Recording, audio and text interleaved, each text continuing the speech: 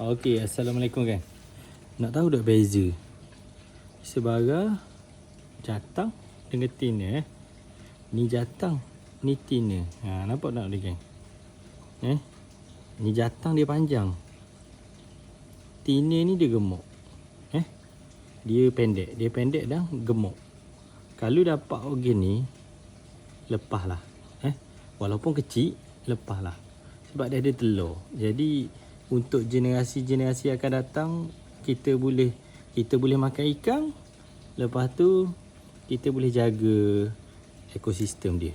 Tak percaya, walaupun kecil ni bukannya aku mancing ni member aku. Okey, kita tengok ni sebab kita nak tinggal ikan ni dia senang tu. Nampak tak tu? Nampak telur lalu dah kan?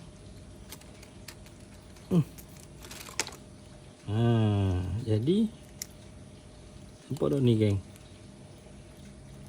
Telur geng. Walaupun dia kecil tapi ada telur geng. Nampak pendek Kalau sebara pendek, memang dia tina. Lepas lah. Cari je kok jenis panjang-panjang gini. Panjang-panjang gini ni. Panjang-panjang gini dia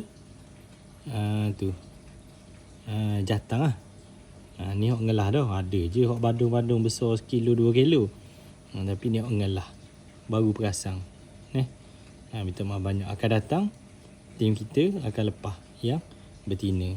Dan untuk orang lain pun sama. Okey. Kalau rasa video ni bagus, share dekat sains-sains. Okey, terima kasih sains sobat. Assalamualaikum.